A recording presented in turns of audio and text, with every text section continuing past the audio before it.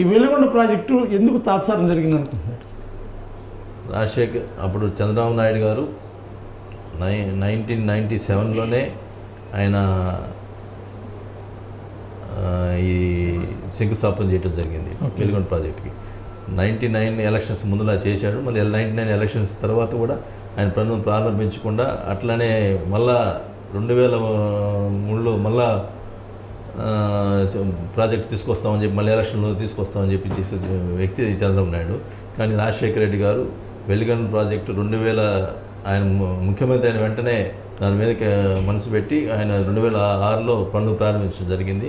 దాదాపు 50% పైనే పనులు రాజశేఖర్ గారి టైంలో వెలుగొండ ప్రాజెక్టు పూర్తి చేస్తే, తర్వాత వచ్చినటువంటి కిరణ్ ప్రభుత్వం కానీ, కిరణ్ కుమార్ ముఖ్యమంత్రి ఉన్నప్పుడు కానీ, తర్వాత వచ్చిన చంద్రబాబు నాయుడు గారు కానీ దాన్ని పట్టించుకోకుండా మరి 4.5 సంవత్సరాలు మరి చంద్రబాబు నాయుడు అధికారులు వచ్చి కాలయాపన చేయటం,